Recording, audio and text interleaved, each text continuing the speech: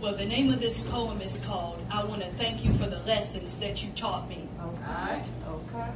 I pray this letter reaches you in the best of health and spirits. See, I know that you haven't heard from me in a while, but I wanted to come back and thank you for the lessons that you taught me. See, I used to love you more than I loved myself, but now I love God. Oh, excuse me, y'all. I'm a little nervous. That's okay. All right, I'm going to start over. I want to come back and thank you for the lessons that you taught me. See, I know that you haven't heard from me in a while, and I pray this letter reaches you in the best of health and spirits. Do you remember the words that were so beautifully written on the page? I'll never forget the words that you spoke to me.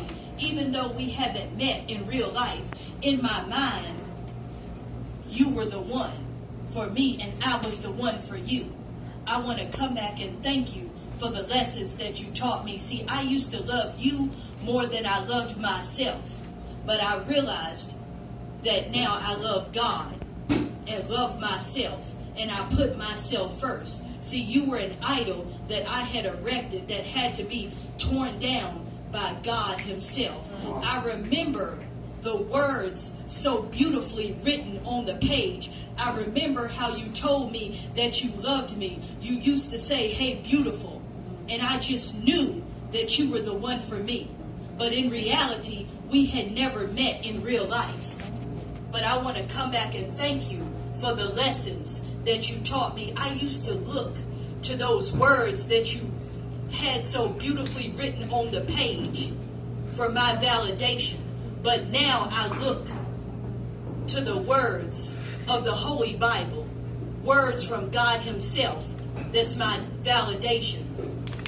I know now that I'm complete in him, according to Colossians 2:10. See, I want to thank you for the lessons that you taught me. See, I thought that I came to teach you, but you came to teach me.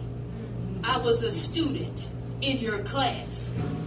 I made an A in your class. I want to come back and thank you for the lessons that you taught me. Now I know that I must release you, because in reality, when we were communicating, you were on vacation. See, you were on lockdown physically, but I was on lockdown emotionally, mentally, and spiritually. And it wasn't until that day of June 28th, your day of freedom, that I was able to release you. So I want to thank you for the lessons that you taught me and come back and congratulate you on your day of freedom. See, June 27th was your day of release, but June 28th is your day of freedom.